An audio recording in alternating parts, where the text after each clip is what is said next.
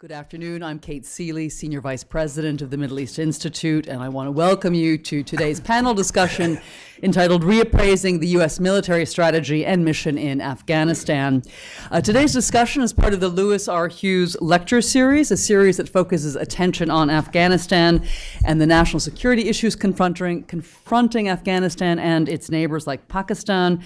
And we're very grateful to MEI board member Lou Hughes for his generous support of our programming. Before we get to today's panel, I just want to encourage everyone to sign up for our 6th annual Turkey Conference, which is taking place December. Nothing to do with Thanksgiving.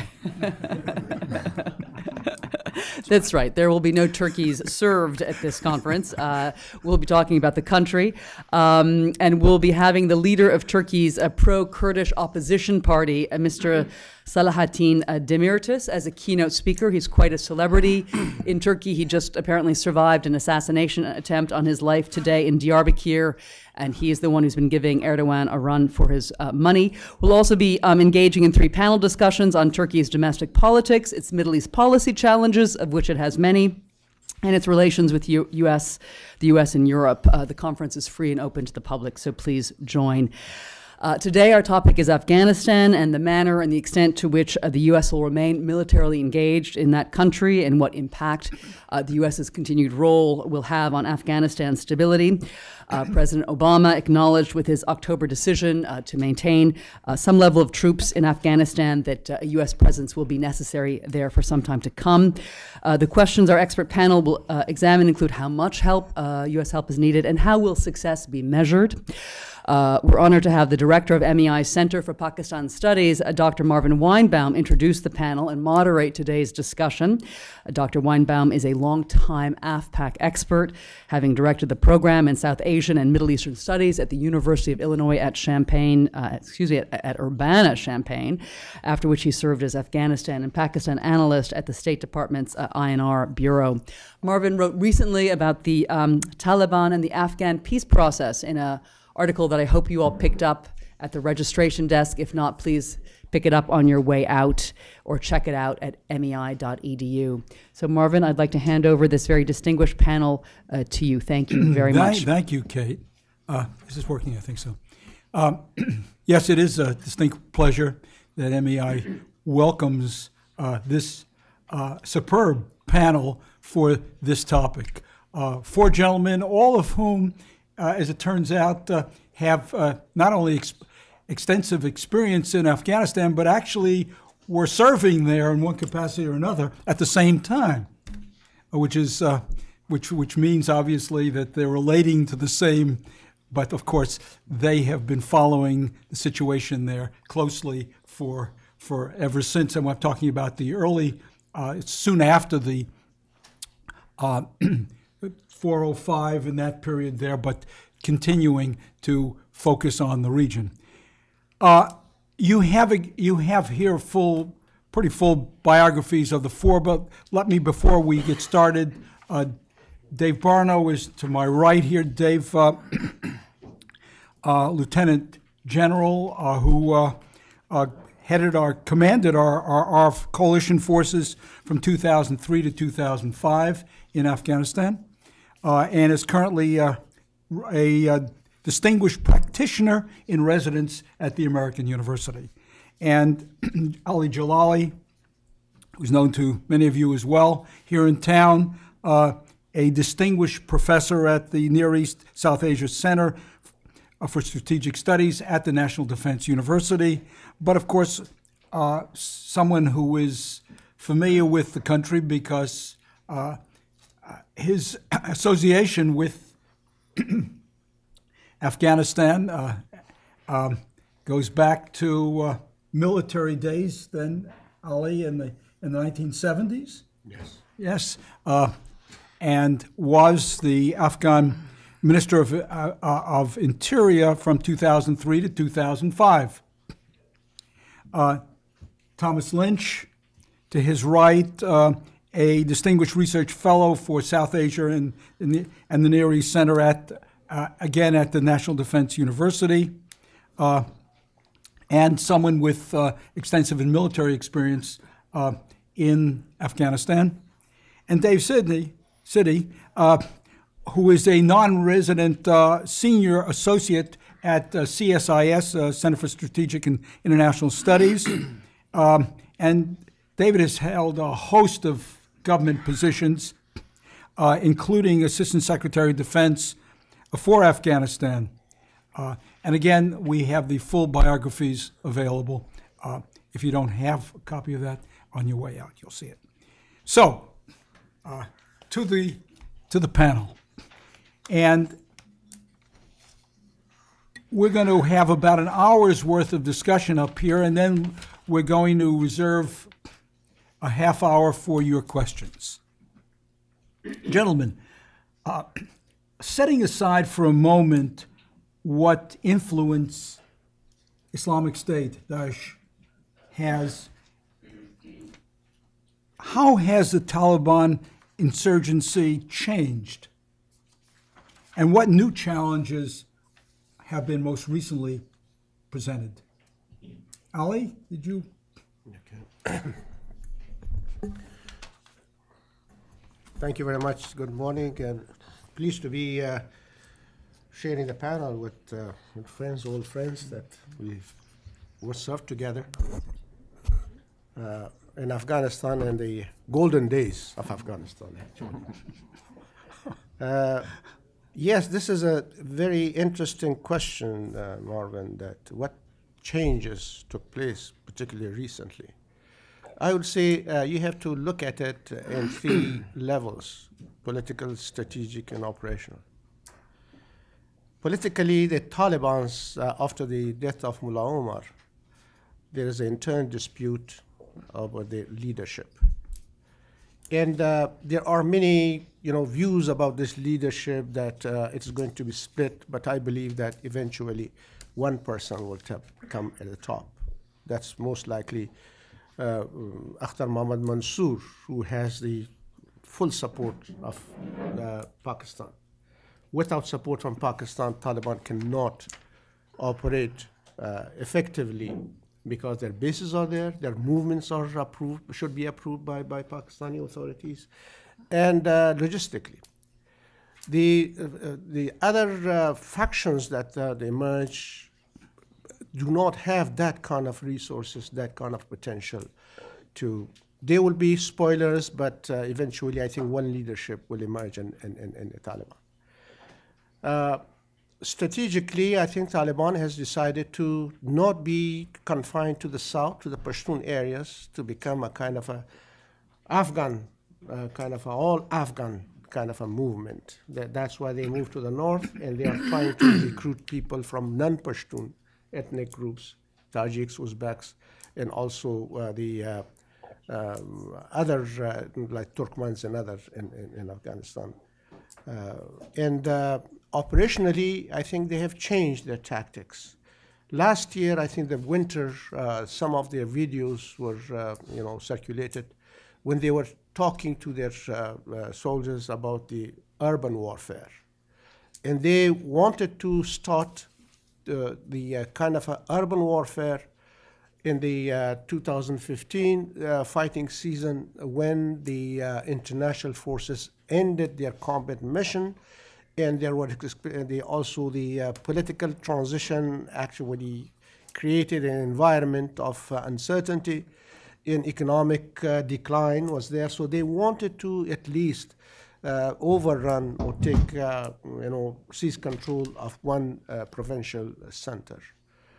They decided on two cities initially. One was the Kunduz, the other one was Maimana, Faryab. They tried for this, I think, from two directions.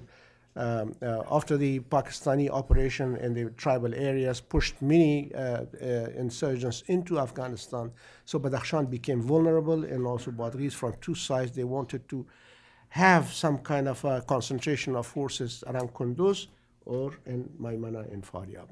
In Maimana, they failed, but in Kunduz, because they had concentrated their forces long before that, they temporarily was able to.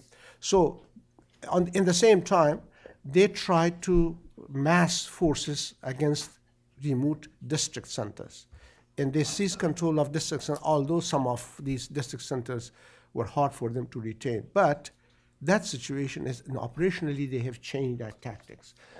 They also continue the high-profile terrorist attacks in major cities to create news, but majorly, mostly, they are now concentrated to seize control of one of the major cities. For Kunduz, they planned in the spring, actually, when Peshawar Shura and Quetta Shura joined hands together, and they appointed Commander Baryal in the north.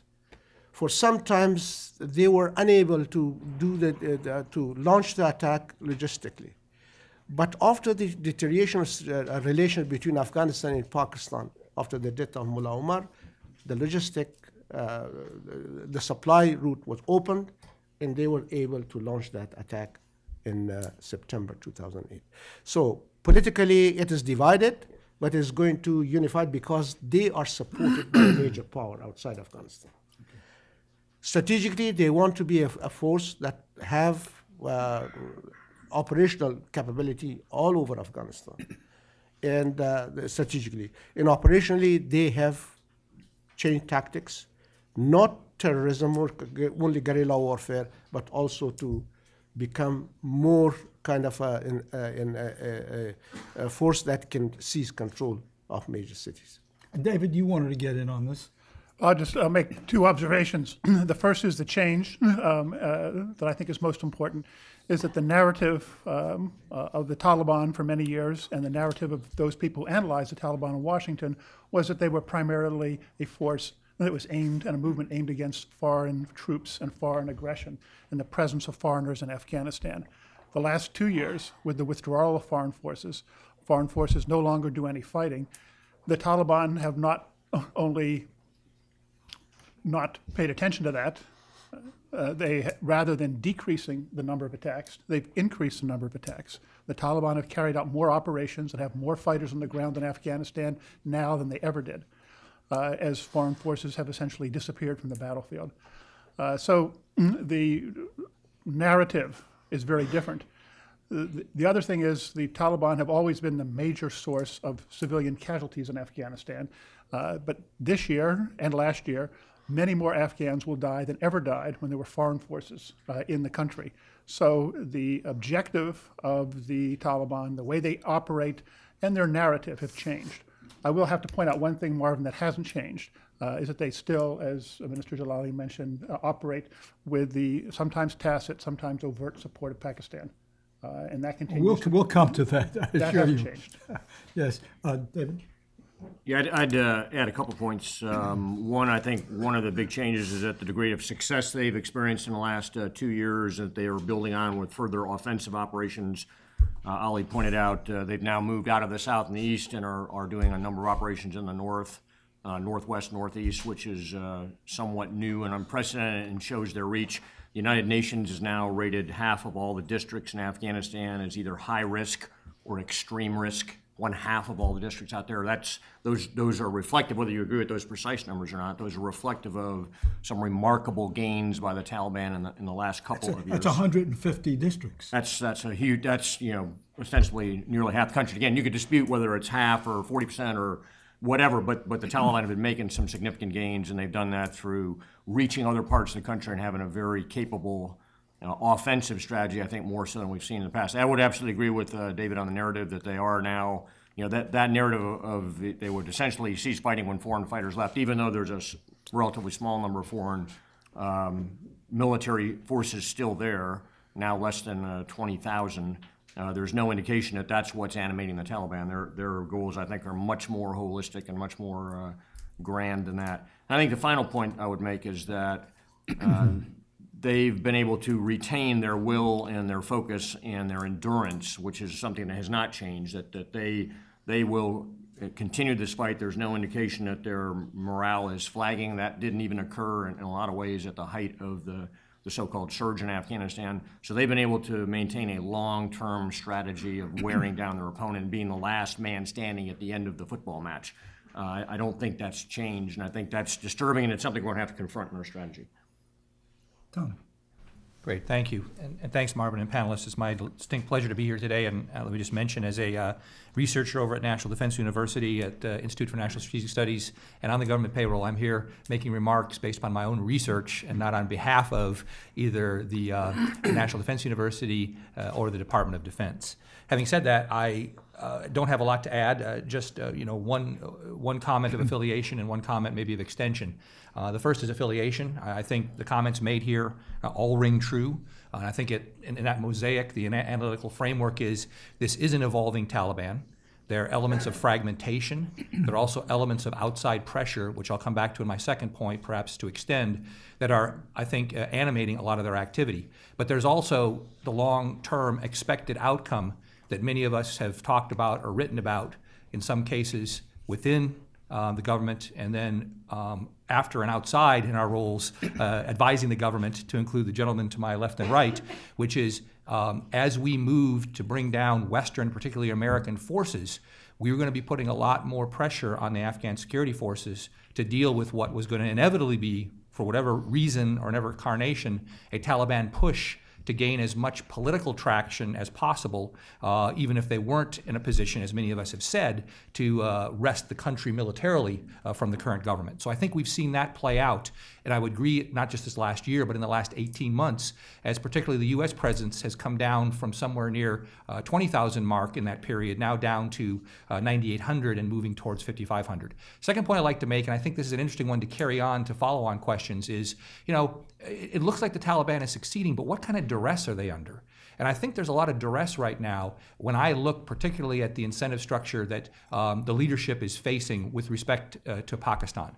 I think, as Ali has said, as David has alluded to, and as the general has alluded to, we would be kidding ourselves to think that the Afghan Taliban in particular isn't particularly affected and impacted by the security narrative and desires of those in Pakistan, particularly their intelligence services and their military. And there, the big story for the last 18 months has been the extensive Pakistani anti-Tehrik Taliban Pakistan offensive in North Waziristan.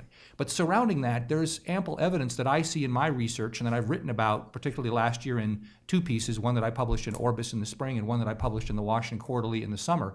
Good evidence to indicate that Pakistani security narrative, although not having changed fundamentally in terms of wishing to see an Afghanistan without major Indian influence and an Afghanistan that has strong conservative voice and presence, i.e. the Afghanistan Taliban, that it may not be wedded to seeing a military victory for the Taliban. And that second, the Pakistani military intelligence services are trying to show their largest outside security patron, yes, there's one larger than us, the Chinese, okay, who have a desperately keen interest in having an end to sanctuary for the type of Central Asian and Eastern Chinese militants that have impacted. The Pakistanis are trying to show that those forces have migrated and been pushed into Afghanistan. And when I sit and engage with Pakistani officers or intelligence operatives, this is what I hear over and over again, is we are doing our job in North Waziristan. This problem is now moving into Afghanistan, and what are you doing about it? The you being Americans and Afghans. But the corollary to that is, I think the Afghan Taliban itself is also under a lot of pressure right now by Pakistan to find itself a base and a home in Afghanistan to kind of move out to, right? Because the Pakistanis have an interest in being able to further this line with factual basis and evidence. And I think that explains a lot why we've seen the expansion, Marvin and my fellow panelists, into the north and into these other places, okay? One, there's opportunity, but two, there's also motive, and there's additional motive. Now, does that mean the Pakistanis are gonna divorce from Mullah Mansour and the Afghan Taliban? I don't think so. But I think they would like to see a locus and a base for that Afghanistan Taliban be more firmly obvious within Afghanistan moving forward. And so I'd offer that to you. Both an opportunity that the Taliban is taking advantage of, but also perhaps trying to take advantage of some things that are required of it by those that can make life difficult or less difficult for them in continuing the operation with support out of Pakistan. Tom, in light of what you've said and others, to what extent is the Taliban decentralized?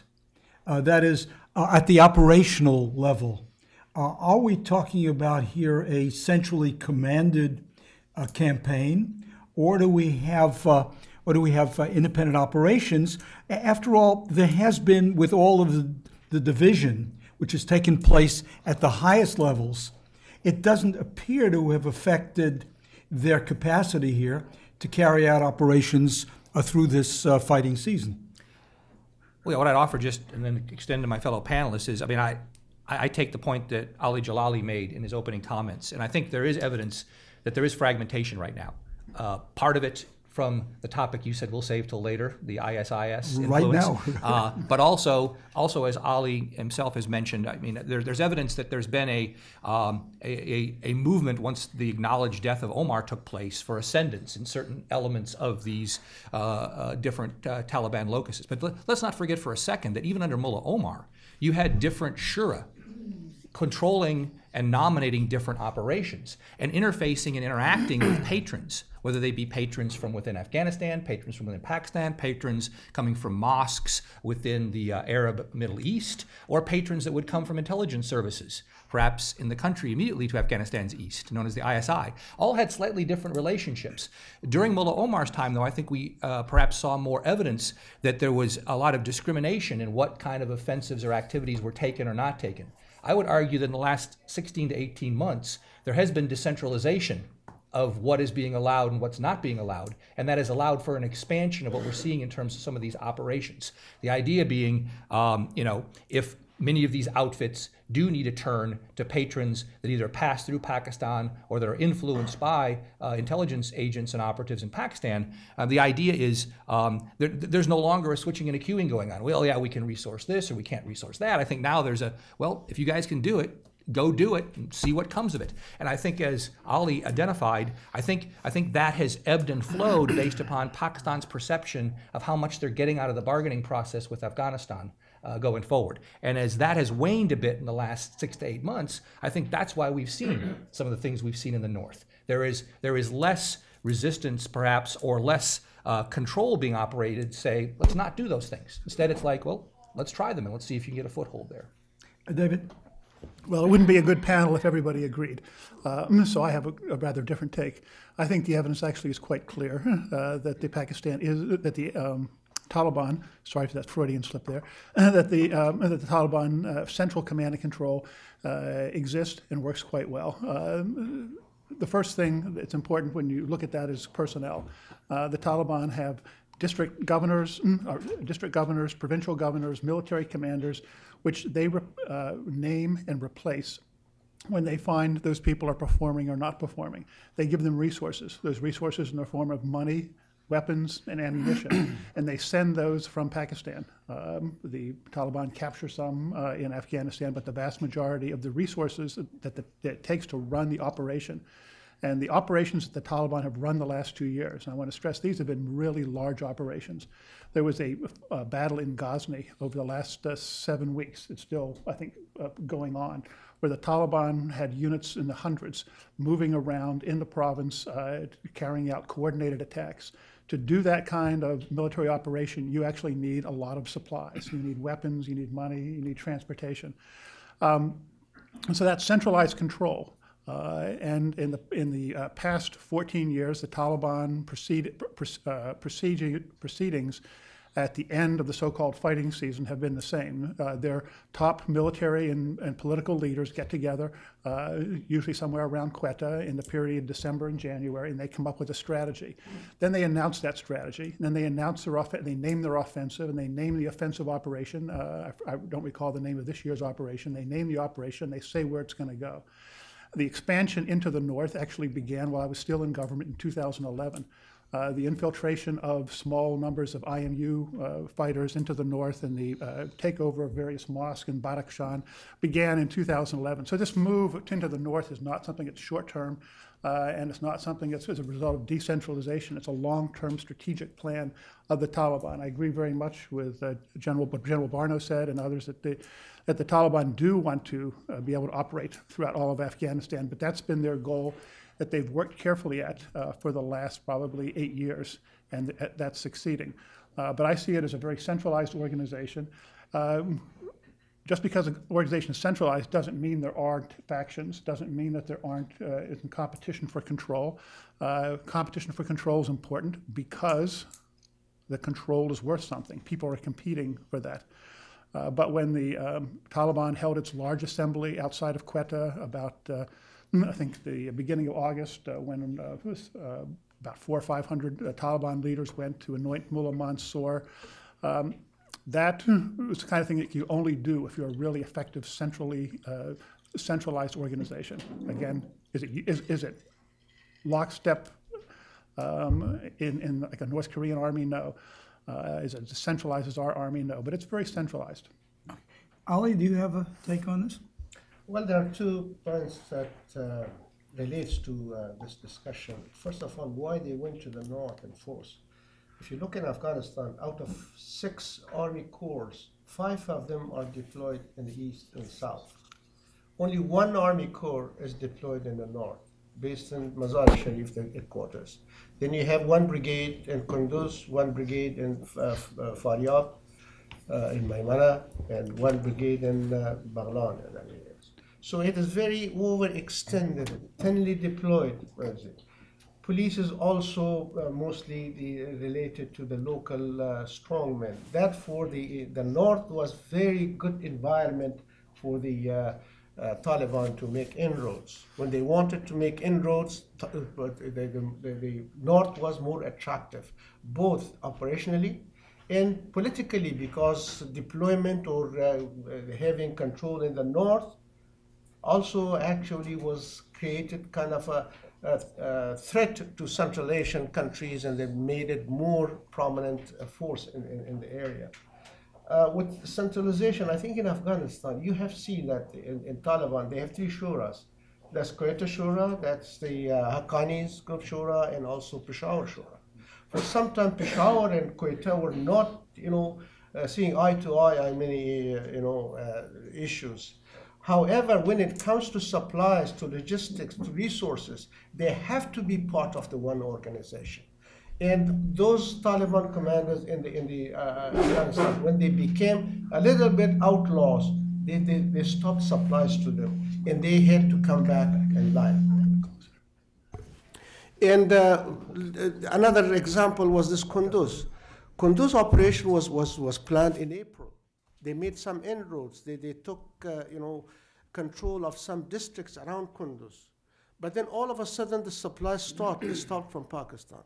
The commander in the north could provide supplies 20% from local resources, but not all. Only when Akhtar Mansour actually agreed with the Peshawar Shura that they can send them supplies, and they even convince their supporters in Pakistan to go out of their way and they out of the policy that they had adopted to supply them. And then he was able to launch this Operation Kunduz, only on the condition that when Kunduz falls, it will fall in the name of Akhtar Mohammad Mansour, which will consolidate his leadership of Taliban.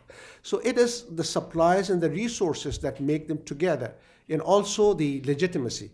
Nobody wants to, there are many people who do not agree with the ideology of Taliban. There are many criminal groups, but in order to get religious legitimacy, they operate in the name of Taliban. So it is a unified movement. However, decentralized an operation locally. So this is the kind of a situation that we have to take into consideration. In Afghanistan, throughout the history, common cause was there, everybody subscribed to it. But locally, everybody had its own interest. Gentlemen, I'd like to move on, but a quick comment here, Tom? Yeah. Tom, I'm sorry. Mm-hmm. Yeah. No, I too love and will relish the tension here, and I think we'll probably have some more of that when we talk ISIS in Afghanistan. Which we're about to do. Right, but let me just highlight, I think that there's some violent agreement here in terms of decentralization and centralization. I think David's exactly right. You can look and see all these plans that have existed over time, but I find myself aligning with Ali to say those plans have to be resourced. And there are two critical nodes of resourcing. One is what the Afghan Taliban leadership can do itself, and those resources are limited.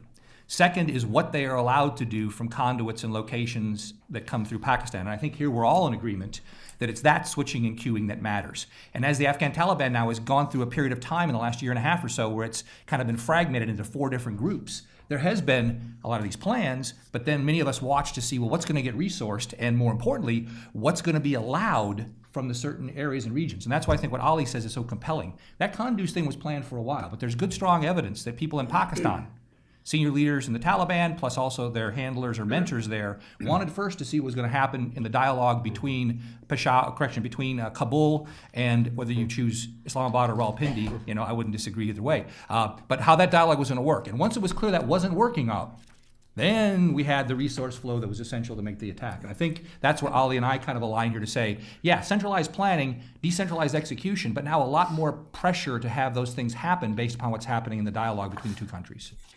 The flavor of the times is Islamic State, Daesh.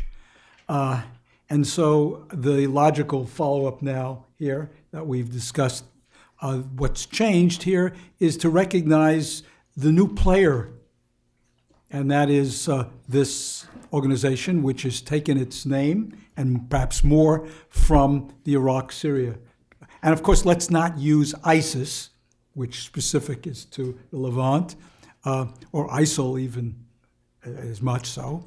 But to recognize that this is I think you would agree with me, this is an operation which is not talking about decentralization, is not directly linked, but nevertheless, there's a great deal of discussion going on about how it has changed the picture, if it has at all. Do we have any thoughts on that? David? Well, I refer everyone here to the recently published Asia Foundation survey, the Afghanistan 2015 survey of the Afghan people. It's available online as well. And that was actually a question that they asked this year. They asked Afghans themselves whether they had heard of Daesh, which is the term people use, the Arabic term Daesh, number one. And number two, whether they saw it as a threat to them personally. And about 70 to 80% of them had heard of it, and about 40% of Afghans saw it as a threat to them personally. So there can be a lot of debate here in Washington about what people think may or not be happening on the ground. But this survey that was taken in June shows that a significant portion of the Afghan people see it as a threat to them. So I'll just offer that as a fact. And then more broadly, if anybody's interested in Afghanistan, this survey and the previous ones are available online, and there are wealth of information and facts about what's going on in Afghanistan. Ali, and then David. Let's say when we talk about this ISIS, ISL, or Daesh, if you put it in perspective, in Afghanistan and in ungoverned areas that government does not have control, all kind of insurgents, all kind of terrorists can emerge, can use that area. Now, there are many myths about Daesh in Afghanistan. We have only 3 areas that now there are reports that Daesh is, that's what's in Nangarhar, the other one is in Zabul, and the 3rd area was in Farah. They are not connected to one another. There's no unified kind of organization that controls them. Those who are in Nangarhar, they are mostly Pakistani Taliban from Orakzai and Afridi, and some from other tribes in Tira. After Khyber II operation in Pakistan, they were pushed into Afghanistan. In the area between Tira and Nangarhar province, the Spingar Mountains, the White Mountains, where Tora Bora is located, that is, there are 6 or 7 districts, all populated by Shinwari tribes. Shinwari tribes had their own feuds in the past. They fought for years over land. And then some of them invited Taliban to their area in order to support them. And after Khyber II, most of these people who came and they claim affiliation with Daesh are not Afghan Taliban. They are mostly Pakistani Taliban, and Taliban are fighting against them. This week, all Shinwari tribes made a compact that they will all forget about the feuds and fight the Taliban. Now, there are disputes about government and the Shinwaris. Shinwari said, we drove the Daesh from Achin district. They were 400 or 500 of them were killed. And Nangarhar tribe said that we did that. Okay, whoever did it, there is a strong front against them in Nangarhar province.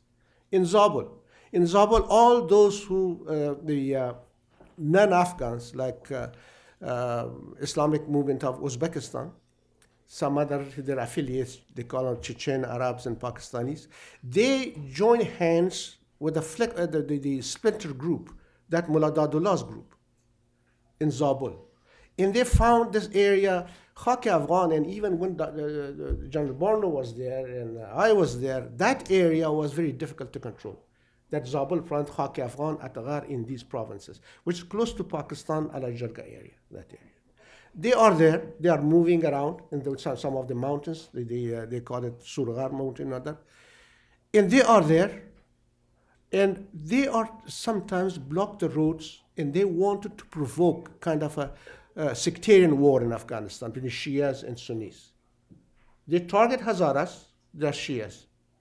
And some of them, they even behead Hazaras in order to provoke that kind of a sectarian war there. They are there, very small group, in Zabul, some of district of Zabul province in southeast. Farah, they are almost disappeared, only in some mountain districts. They rebranded Taliban, they actually, so most of them are, except in Nangarhar province, which are Pakistanis, the other are rebranded Taliban aspiration. Now, probably they will become more powerful if the ISIS become, can become can continue to be a viable force in the Middle East. The day that they lose grounds in the Middle East, these opportunistic forces will be rebranded, probably Taliban or something else. So therefore, you have to put all these in perspective. Yes, they are spoilers. They are people look at them as dangerous groups, very brutal groups, but they are very limited areas, and I don't think they have currently the potential to become a viable force, as a kind of a terrorist force in Afghanistan, will change the Taliban or something, the kind of a narrative of Taliban. I don't think this is going to happen in the near future.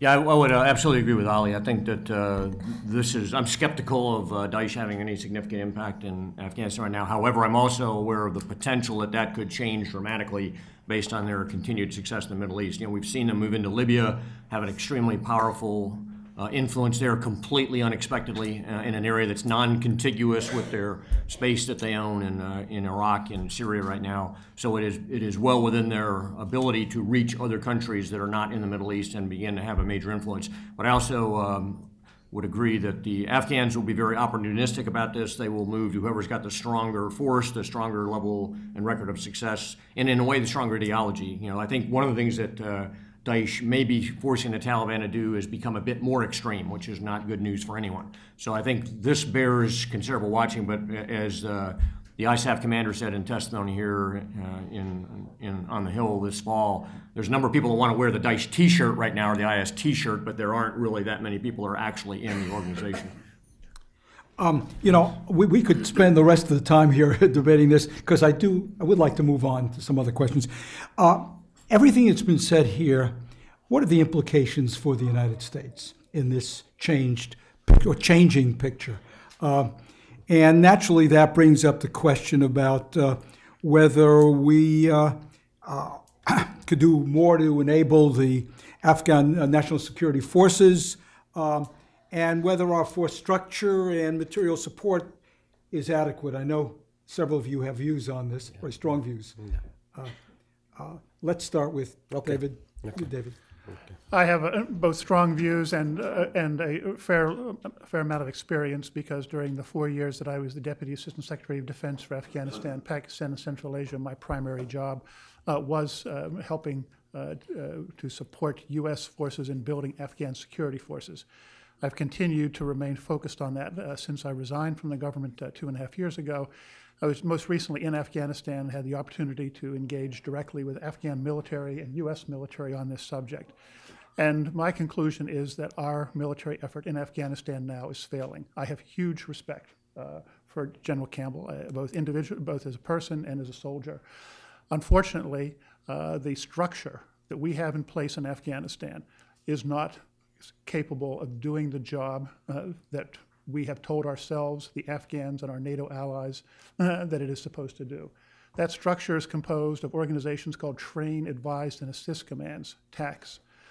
Unfortunately, as Minister Jalali mentioned, while there are 6 Afghan corps, 2 of those corps are completely uncovered. That means they get no Train, Advise, and Assist at all.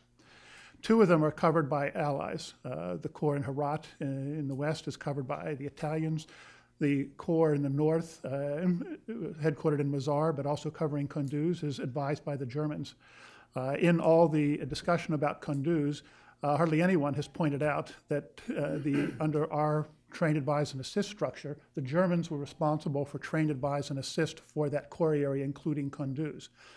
I asked how often the Germans had been to Kunduz, had people from Kunduz come to them, how many reports they'd written on what was going on to Kunduz, how much Train, Advise, and Assisting they had done in the previous year relating to Kunduz. I couldn't find any. Similarly, the U.S. Train, Advise, and Assist Corps, since we are the core of it, we do 2, the most active ones in the areas alongside of Pakistan. Unfortunately, several years ago, the United States Army disbanded the unit that trained people in doing Train, Advise, and Assist. General Barno will know much more about this than I do, as someone who both utilized the expertise from there and was one of the people who helped make that organization possible. So now when our military officers, very brave, very patriotic, extremely hardworking military officers go out to advise and assist the Afghans, they get no training. They don't know what they're doing. I talked to a large number of them. They didn't have any idea how to train, advise, and assist at the core level. If you go back to what President Obama has said that we were doing, he said we are training, advising, assisting at the core level. We're not, because the people we have doing it don't know how to do it. They don't have the training. They don't have the capability to do it. So institutionally, we are failing. The other area where I know that we built the Afghan military to be able to function with adequate air and intelligence support. But we have pulled out the air support, we've pulled out the intelligence support. A lot of our technical intelligence support, and that means drones of all different sizes, have been pulled out of Afghanistan and sent to Iraq. So one of the reasons, I haven't seen the official report, I don't know what it will say, but I believe that one of the reasons for the disaster in Kunduz, where the MSF hospital was bombed by mistake, was because the U.S. air assets that carried out that operation didn't have the information from the drones that in past years they did have. So they didn't have visibility over what they were firing at. They didn't have visibility over the effects. So we have essentially denuded the Afghan theater of the kind of intelligence and air support that's necessary to win. So in terms of what it means for us, I've laid out the problems. I think what we need to do is an immediate review of what we're doing, look at what the challenges are, look at what has worked, what hasn't worked, and come up with a new way forward, because what we're doing now has failed. Tom? Great, thanks. Yeah, before turning it over to Minister Jalali, let me just say that I think that it's pretty clear that there is actually a linkage between the ISIS conversation and this conversation about what more the U.S. can do. And I had the privilege of being published in the Wilson Quarterly in August, where I wrote about, after ISIS, how to fully reappraise U.S. policy in Afghanistan for its military, as David has just called for. We aren't there yet, but there has been, I think, a salacious outcome of the opinion on the ground in Afghanistan that David alluded to in his previous answer, vice the facts on the ground that I think Minister Jalali got more correct. Indeed, when I wrote for the Wilson Center here in October about ISIS as Icarus, I did the final segment on South Asia. And there, for those of you that haven't had a chance to read that piece, I do find, as Minister Jalali did, that ISIS's actual on-the-ground presence and its prospects are pretty low. But I think what's happened, interestingly enough, is the ISIS threat, as shallow as I believe it is, has actually helped galvanize a relook, partial relook of U.S. policy. which has led the president to his recent announcement about leaving 5,500 U.S. military in Afghanistan as opposed to going to 1,000 by the end of his term. Now, that is better than the alternative of going to 1,000. But I agree wholeheartedly with David, and I think many of the other panel members, in saying that's not far enough. There needs to be a more full reappraisal. For all the reasons David's listed, plus some. Basically, as I wrote in this article for the Wilson Quarterly, the remaining presence, even with 9,800 on the ground in Afghanistan of American military, was misaligned. All right, as David has said, we didn't have enough forces to go down and provide advising down to the brigade level. We pulled out from that level, and both our competence was in question and the effectiveness of what's on the ground. The ability to provide the Afghan forces with things that we've known for years we under-resourced them in. Indirect artillery fires, medical evacuation from the field, long-range transportation and logistics, as well as overhead combined air support. But most importantly, independent intelligence and analysis.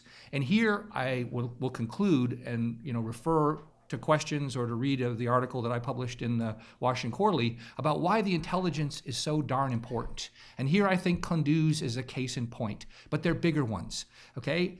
The NDS has got its own agenda, its own limitations, and its own challenges, the Afghan National Security Service. We can't rely upon them to know everything there is to know about where threats are evolving, either in all aspects of Afghanistan or in things that matter to us, like the emerging jihadist constellation, that may be less about ISIS and more about new presence for al-Qaeda and others. More to follow on that in question and answer if you want. But more importantly, we also can't rely on ISI. Lord knows we can't rely on ISI, the Pakistani intelligence service, for the other bits and pieces that we need. And yet if you looked at what the U.S. has pulled out of theater in not just the last year, but in the previous 2.5 years, you will see a reduction from almost a 6,000-person U.S. intelligence footprint, with everything we've talked about here, from drones to UAVs to forward monitoring to linkage with other intelligence services, and for some good reasons. For activities in Yemen and Somalia and Iraq and Syria, we've pulled those resources out. But my point is, and as I've written, even 9,800, which is where we were at here as we crested to the end of this year, 2015, is not enough to provide for a rebalance in those areas of shortfall. We really need a formal review, and I think that review will produce the need for the United States, with its allies and partners, to have a force left on the ground that looks more like about 15,000 to 16,000, with troops in these areas that David's talked about and that I've talked about in terms of intelligence and logistics and resourcing, to give the ANSF through the end of 2020 the ability to be capable in all these areas and deal with what is inevitably going to be an evolving jihadist footprint, with Taliban and others mucking it up here. And so even though ISIS doesn't, I think, matter quite as much to this discussion about what the threats are in Afghanistan, the fact that President Karzai and even General Campbell have been able to play up its presence, I think, has helped us to stay at 5,500 troops, but that's not near enough to do what needs to be done to provide the kind of support and provide the kind of independent intelligence that we need, not only to help the Afghans, but also to help our knowledge of what's evolving in the jihadist constellation in that country. Ali? Talking about the Afghan National Defense and Security Forces and their ability to respond to the challenges that they face. This force did not come overnight. There's a history behind it. And every time there was a plan to build a kind of an element of the National Defense Security Forces, there was different kind of an agenda behind it. It was not a unified vision that in 2002, that by 2014 we will have a force like that. It was not. It changed several times. In 2003, 2004, there was a notion that first there was no serious, threat facing the country because the Taliban was overthrown and they were not yet regrouped to come back. And on the other hand, this notion of long war that I heard in Washington for a long time, that it was going to be a long war. The long war gave the event that there will be open-ended presence of the international forces in Afghanistan. So therefore, Afghan National Security Forces, building it was very slow, very, not focused, only in extension of the international forces to fight terrorism, and at the same time to create kind of a force which is different from the militias that became integrated into Afghan National Security Forces. I had to stop their fighting each other in 2003. So for a long time, this was the kind of a force that we created in Afghanistan, dependent on the foreign forces for intelligence, for transportation, for air cover, for firepower, for even technical support, everything, for financial support. That was a dependent force. When the decision was made to draw down, which I don't call it a drawdown or kind of a transition, I call it an exit strategy. When that exit strategy was adopted, the time was so limited to build a force that will be able to independently respond to the challenges after everybody leaves the country. Yes, fourth generation was very quick. At the same time, 8 battalions were being created from 2009 to 2014. Yes, the number is fine, 352,000 troops. And also with the, if you take attrition, maybe 500, 600,000 were trained in police and army. But that was a light force without the kind of enabling elements that they faced. Now, in Kunduz, we have to talk about Kunduz. In Kunduz, if there was no air cover from the US forces, the airport would be lost the first day. And that's the, conclusion of the government commission that was made public on Thursday. That the major key, the key role was played by 2 elements. That was special forces, that they launched night raids, and that dislodged Taliban from Kunduz, and the other one were US air cover. These were the 2 elements that actually saved Kunduz. This can happen in the future too. So I believe that 3 things that you have to think about making this Afghan National Defense and Security Forces capable. First, legitimacy of the government. One of the major reasons for the Kunduz to fall was the dysfunctional government in Kunduz. And also these illegal militias who were ruling the district around Kunduz. They were not fighting the Taliban. They were fleeing when Taliban came, but they were targeting the local population, abusing the population. So it was the bad government there that actually one reason. The second one unless you have to make that government functional, you cannot only hope that only security forces will bring stability to the country. Second is the leadership inside the Afghan National Security and Defense Forces.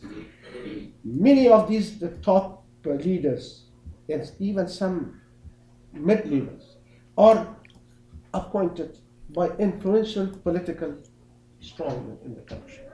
And that also adds to corruption. And the third is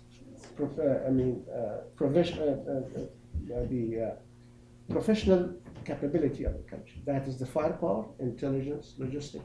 Today, I heard last week in Kabul that thousands of Humvees, trucks, are junked because there is small defect, because there is no technical maintenance support system in the country. So logistics, intelligence, financial, support in both ministries are disastrous. Unless you build all these enabling capabilities with them, you cannot hope that that force will stand to further threat. So it is legitimacy of the government, both, and particularly the stopping the political influence in the leadership. Second, the building the capacity of the internal forces, and then building the leadership of the commanders.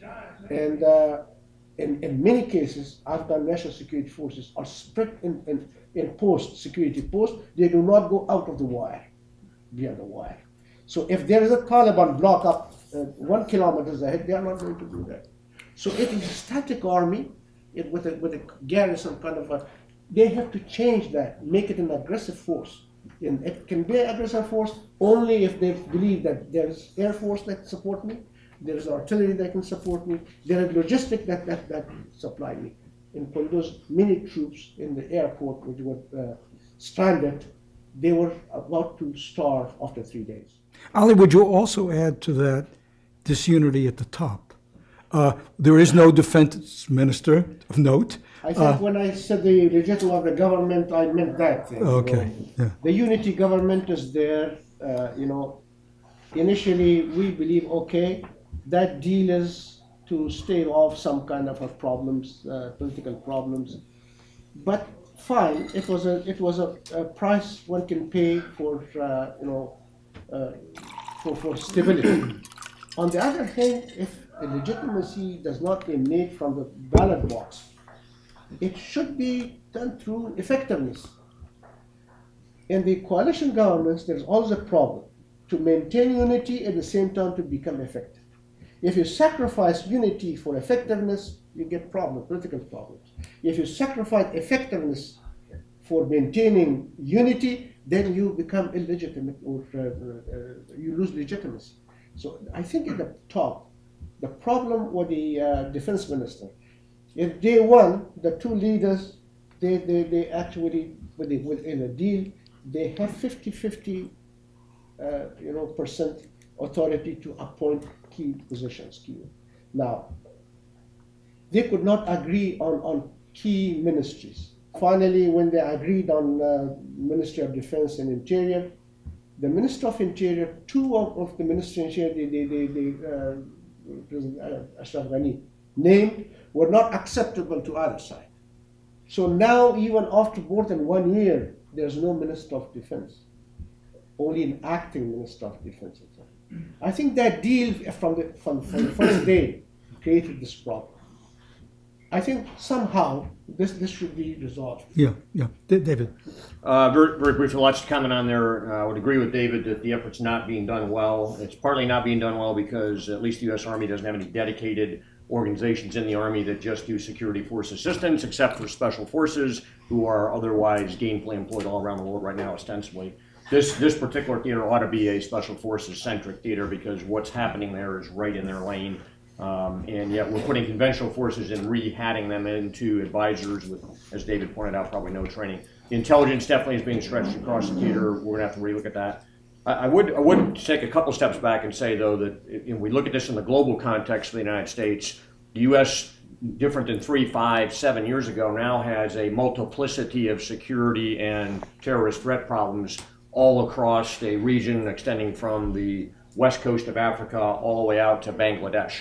And the number of different requirements for U.S. military forces, advisors, intelligence assets, the ability to roll these forces back now to fight ISIS in the broader Middle East, which is making incredible gains, that is stretching the U.S. military. So trying to find the right niche to be able to allocate these forces, get the right force at the right time is a major challenge that the U.S. military really hasn't retooled itself for. This is the threat for the next 5 to 10 years. U.S. military is still in the mindset, I think, of backing out of the wars we're in and refocusing on, major conventional conflicts. Some of that's necessary. If we lose the wars we're in right now, it's going to be rather inconsequential at the end of the day. So that's a concern. I'd like to move on to questions, but just before we do, I just wanted to have you address one further issue. In this picture here of trying to assist Afghanistan in its security challenges, what role conceivably does India and China play? Should they be part of the equation? Well, I think they already are part of the equation, but in different ways. The biggest role that India plays right now in the security equation is, as Tom Lynch mentioned before, the fear that Pakistan has about Indian encirclement and Indian domination of Afghanistan, and that plays a role in what has motivated Pakistan over the decades in their actions in Afghanistan, and that still continues to be the case. India has not yet played any major role in training, supplying Afghan military forces. It's done some small-scale training of doctors and others and provided a tiny bit of equipment, but it's not done anything major, primarily because of the fear that if they did so, that Pakistan would see that as a hostile act and respond. But I believe that if the military situation continues to deteriorate for the government, if the United States does not do, as I was mentioning before, some kind of review and do something different and new, the next year is going to be worse than this year in Afghanistan. And India may be faced with the problem of either coming in to help save Afghanistan or having it fall to the Taliban. The Chinese are very interested in trying to support the peace talks. The Chinese are very interested in trying to work with Pakistan on the economic side. In other words, the Chinese, to be frank, are interested in doing the easy things. And one thing I've not found any interest in on the Chinese in my discussions with Chinese security and intelligence people is any interest in really putting pressure on Pakistan to do the kind of things that Tom Lynch has said that might be possible. I think that's a nice thing to wish for, but so far I see no actual evidence that it's happening. Okay. Anyone else? Ali? Yeah. The track 2 meetings we had with U.S.-China and U.S.-China-India, all these countries are concerned about the situation in Afghanistan, but they don't know what to do about it. China is thinking about two areas. One is to support, as David said, to support the peace process. But peace process, other countries can help only if bilateral relations between Afghanistan and Pakistan develops, improves. Without that, it is very difficult for other countries to pressure one side. For example, China believes that they can encourage Pakistan, but they cannot pressure Pakistan. On the other hand, the interest of China is to enable Afghan national security forces to work with the United States and Afghanistan as partners to build the capacity of the Afghan national security forces. There were some small steps were taken, but still we have to see major effort in order to build that capacity further. With India, I think India is, David said, very cautious. I think India believes that India was not very happy with the kind of openness between Kabul and Islamabad at the beginning of this new administration.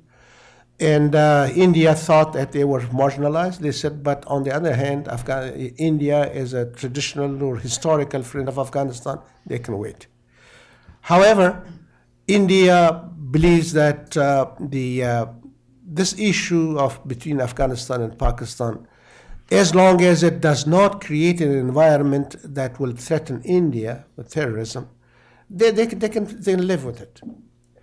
However, in order to help Afghanistan militarily, it will not happen in the near future.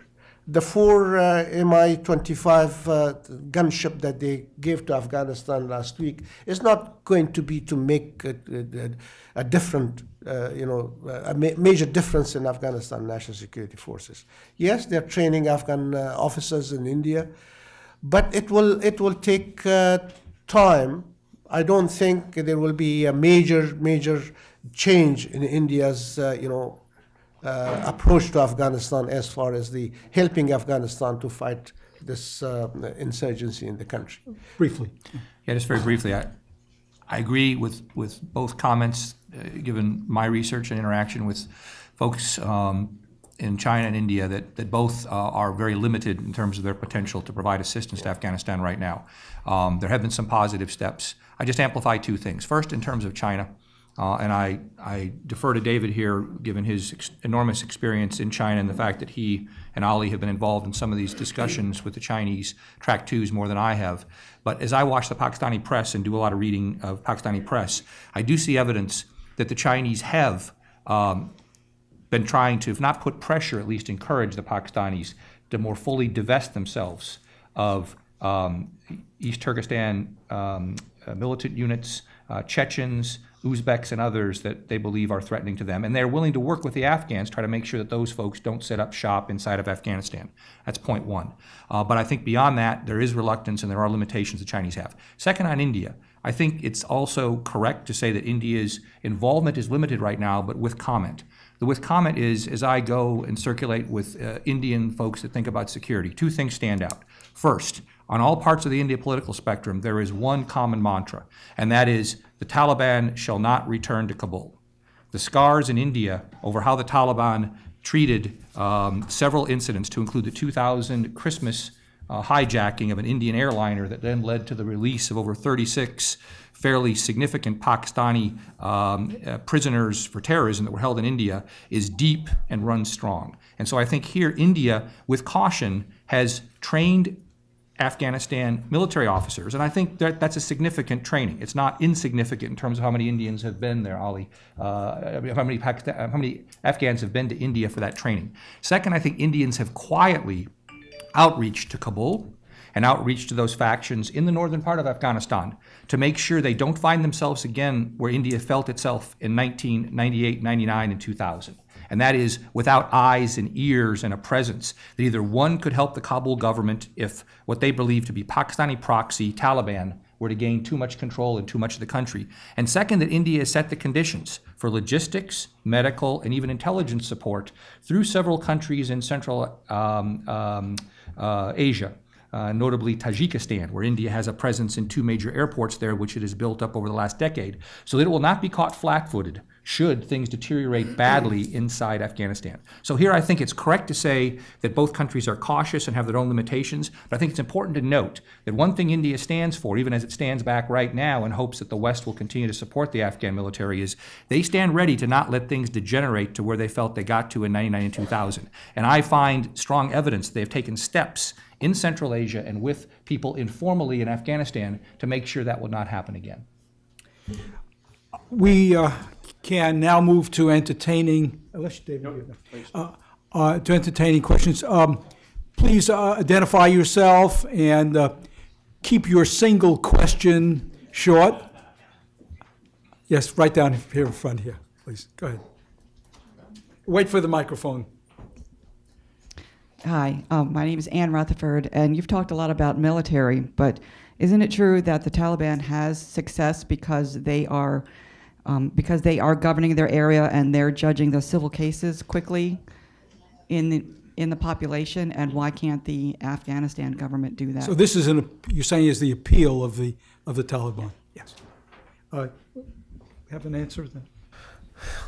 Well, Afghans are very pragmatic people, you know. They want to get their thing done. For official documents, they have to go to the government offices for passport, for ID cards, others. But for land disputes, they always went to the local shuras or local elders and the tribal shuras and others. Now they go to Taliban where Talibans are available. On the other hand, the sympathies or support for Taliban, I think this survey shows that it is 11% now. Down from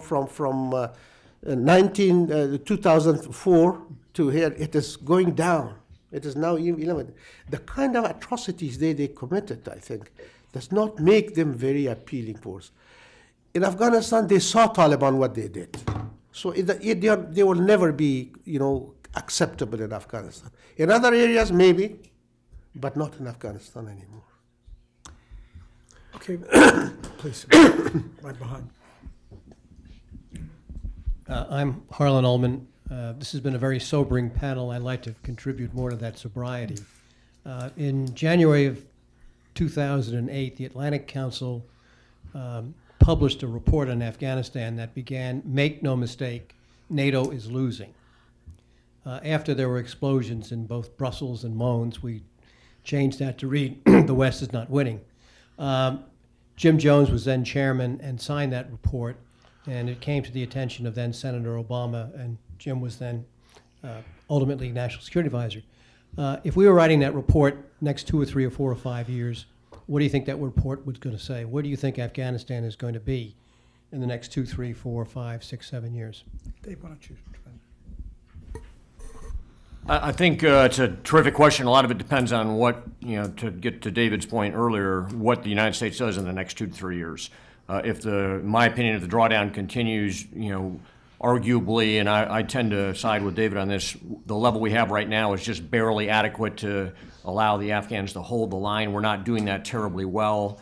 that number is going to be halved by the end of next calendar year. That's not going to work. That's not going to provide any capability to the Afghans. So I think we're on a losing slope right now, and that slope will accelerate if we don't change our approach, which includes not just having the numbers stay the same or get a bit better, but how we're actually looking at this. There's a lot of what we're doing today is inherently flawed in terms of how we're thinking about this conflict and what our role is. We started far too late to train their forces, as Dave alluded to. I was out there for a visit in 2011, and I was at the peak of the so-called surge in Afghanistan, and American units were going at it hammer and tong and pushing the Afghans off to the side of the road so they could take the fight directly to the Taliban. And we did that until the slope of the drawdown started to get very steep. So we lost all that time. Effectively, we could have been standing up a much more effective ANSF. That still can happen, but we have to change our approach. But I think the lead sentence is going to be, we're losing this war. And if we don't do something different, the end is pretty apparent. My concern would be that the report that you would do in 3 or 4 years would be, we lost the war, and the question would be why. All the way in the back there. Thank you. My name is Mahdi Sanglahi.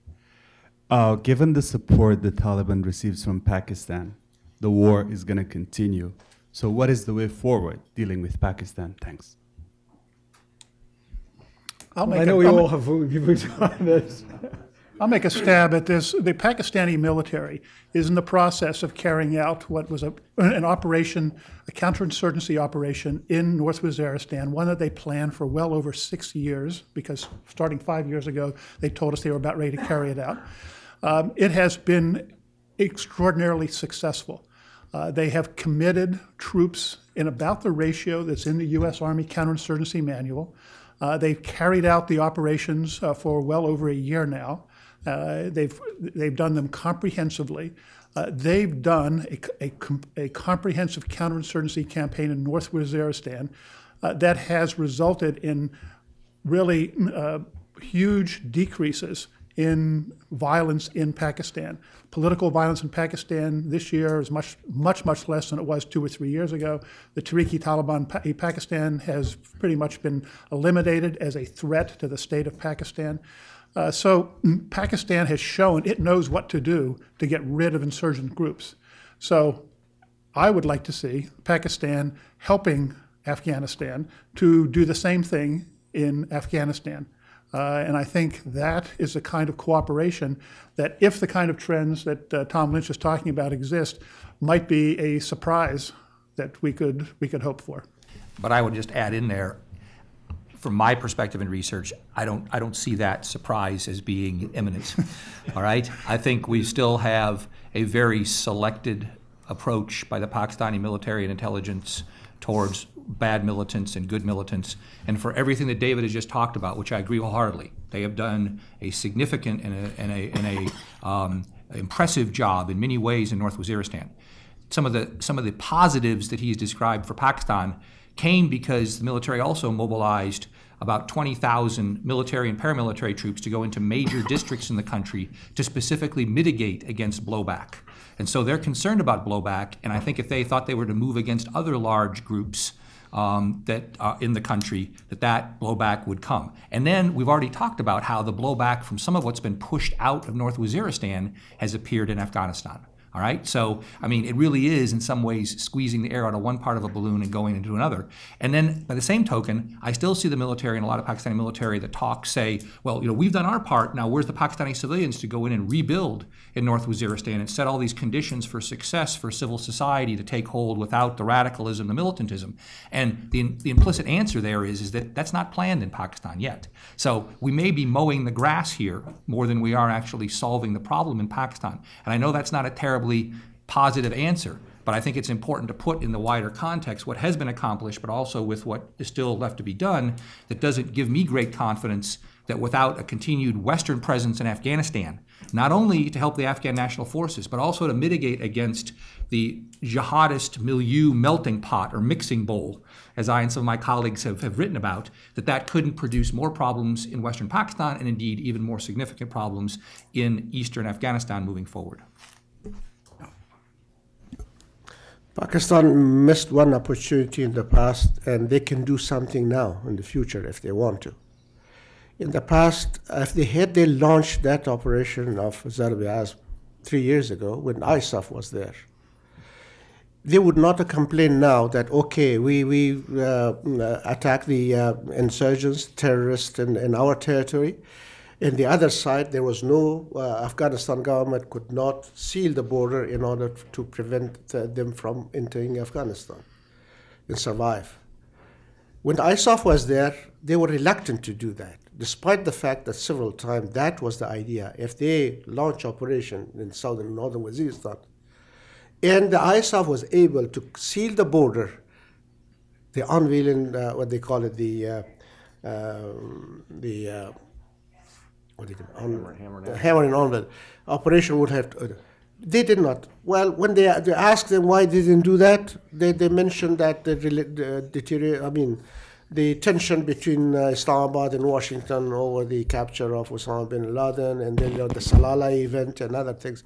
But those were different issues. The real issue was of fighting terrorism, fighting insurgency there. Now they can do one thing. They can include that Taliban in the action plan that they have fighting terrorism in the area.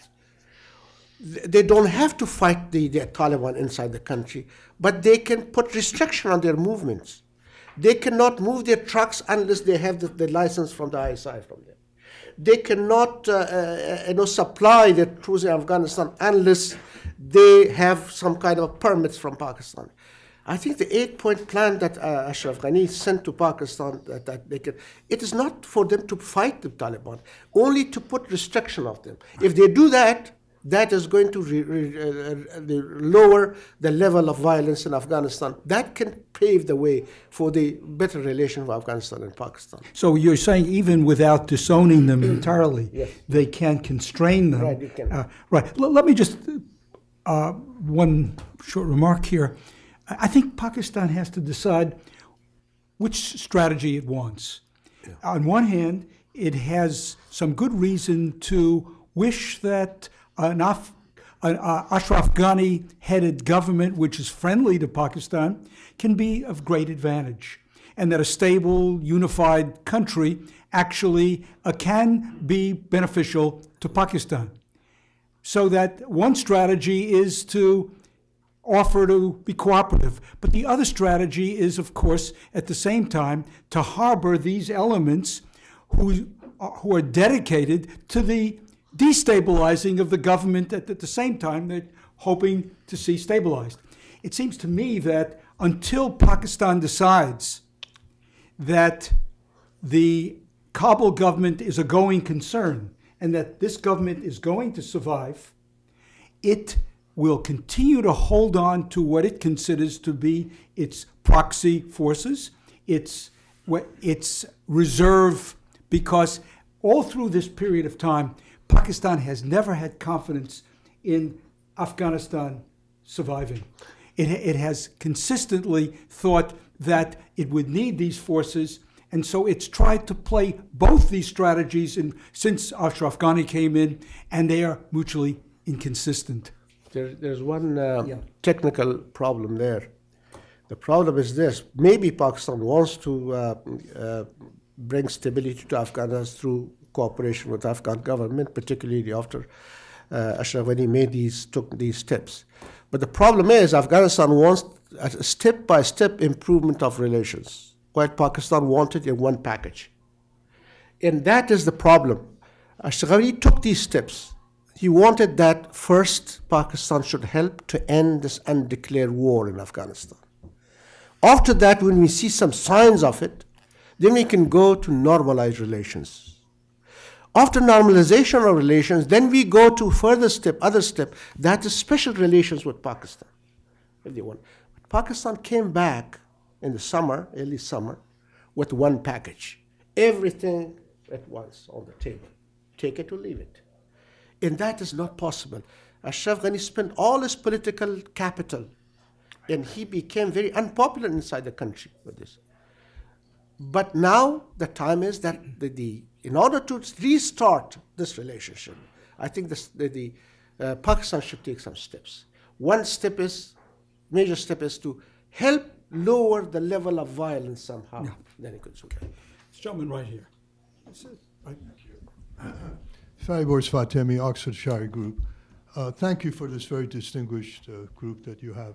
I want to follow up on your question about Pakistan. Maybe there's another motivation why they need the militants that they do and support, and that's about India, and it's about Kashmir. And that's been a festering sore for almost 60 years now, and no one seems to want to talk about that. No one seems to, why is Pakistan supporting these militants that they could use against India, since they fought 3 wars and lost, and now this is a good way to continue to fight against India. Not so much about Afghanistan, but it's more about India. Tom? Yeah, I welcome that question. Thank you very much, because I think it does hint at something that dovetails to what Marvin's question, I think, probably didn't have time to include, and that is my read of Pakistan intentions. And let me be candid here. I've studied now for about a decade Pakistan military security strategy, which, by the way, there's nothing written on. Okay, they don't write formally on what their strategy is. One has to divine that. But in divining that strategy, I think we talked earlier about what kind of government Pakistan military intelligence would want, given its longstanding security narrative in Afghanistan. And I think your question is right on mark there. It's not just a strong government or surviving government they want. They want a government that survives, that is, 1, generally weak, and 2, is not a host to what they see as nefarious Indian activity, because they really fear being encircled from that side while they're still at hammer and tongs with the Indians over not just Jammu and Kashmir, but the entire set of grievances associated with partition. And so in that context, Afghanistan, whether we like it or not, is a contested space between the Pakistani security narrative and the wider Indian frame of reference, which says we are of this region, we should have access to this region, and we should be involved in this region. And that's why, as I think Ali alluded to here, there is this notion of an ongoing proxy war in Afghanistan. It's one that I've written about several times. It's not the only dimension of what's going on in Afghanistan, and indeed Afghans have a big vote in what happens in Afghanistan.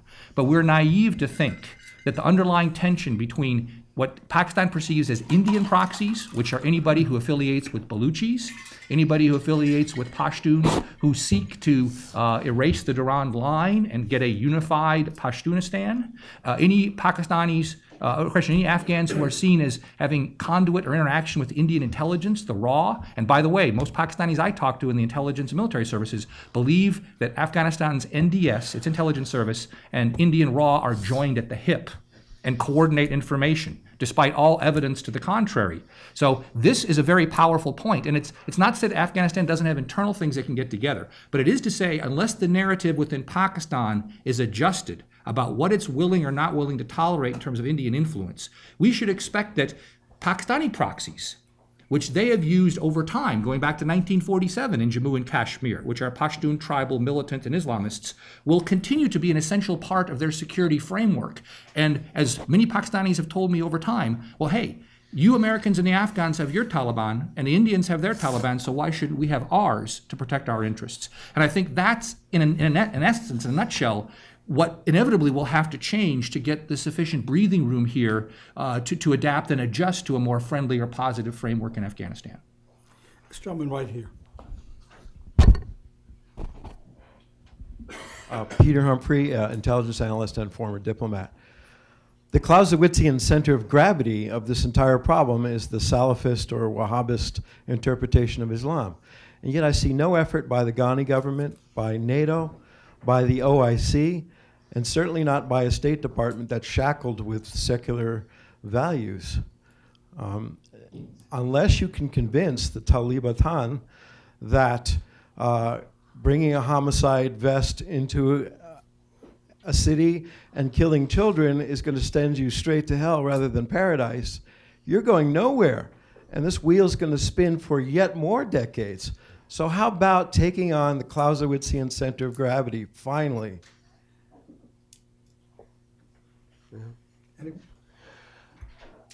I think this is happening. I think 3 major Shura of Ulama in Kabul declared that suicide attacks and killing in civilians and un-Islamic.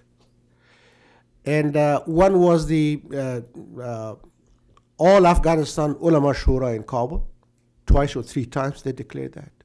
One was the Shura of Ulama of Middle East from Islamic countries who can convene that Shura in Kabul. And the other one was Pakistani ulamas actually did that. And continuously all these declarations are echoed from mosques in Afghanistan. But those who are doing it, they themselves know that it is not Islamic. It's for power. And I don't think that they have not read Quran. They have read it. But what they do they use it as a weapons, as a means to create, terror and fear in the hearts of people. It is not because if you convince them, they will stop it tomorrow. Yes, I think you should target people who become their targets, the prey. They take it as a prey of their propaganda. But for themselves, those who are doing it, they really know that it is not Islamic. We have time for one last question, this gentleman here. Well, first, thank you for a very candid discussion. In my 10 years in Washington, every time I go to an event on Afghanistan or security in Afghanistan, I hear the word Pakistan more than the actual words of Afghanistan or security. So it's more about Pakistan when we talk about security in Afghanistan. Identify yourself. Yes, the Voice of America, and I work for Afghanistan Service. The question is, the top military general, Rail Sharif, spent almost a week in DC, and starting from CIA to Pentagon to State Department and to the VP Biden. After every meeting, the tweets from the ISPR were, we talked on Afghanistan and we stressed on the urgency of peace talks. So do you think that this time they will visit the peace talks on the same style that we did earlier in Murray, or will it be a little different mechanism? Some Afghans are voicing their concern that Pakistanis should have a lesser role in peace talks, and it should have been more from Kabul to Taliban with another intermediary or a mediator, which could be an Afghan-style mediation like a jirga. Alan? Yeah. This is, we talk about Pakistan because in the past 20 years, Pakistan was a major actor in the area. Yes, there are calls for the resumption of peace talks.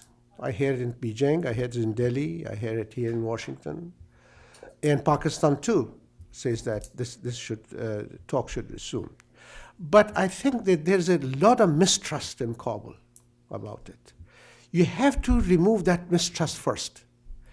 Even Kabul announced that in the future we do not want Pakistan to be part of the facilitators of the talks.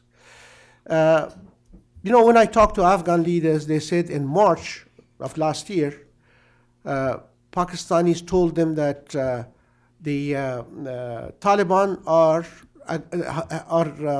ready to come for direct talks with Kabul government. Only they are waiting for an approval of Mullah Omar. Mullah Omar was dead 2 years before. That was in March of last year. And then later on in Mari, it was Mullah Mansour who sent the representative to Mari President. And then he said, is Mullah Mansour in a position to do that? Yes, he said he has the blessing of Mullah Omar. So this kind of acts of Pakistan created a mistrust in Kabul. Unless something substantial or tangible happens in Kabul, it will be very difficult. I think, as I said earlier, one step is to lower the level of violence. I think when the fighting system ends now, I think this winter is the best time for it too. With the third party, I think there are some suggestions in India and also in China too, that the United Nations should get involved in that. But it is hard to convince everybody that a third party should get involved as a mediator yet. Maybe it is still being discussed in the capitals. Thank you. I think that in those meetings that took place, it was the United States which was really pushing the idea of getting back on track is more than Pakistan, although Pakistan was willing to show its cooperation. Well, I think our session has ended, but you certainly want to agree with me that it would be difficult to put together a more informed panel than we've just had the pleasure of meeting. So let's show our appreciation.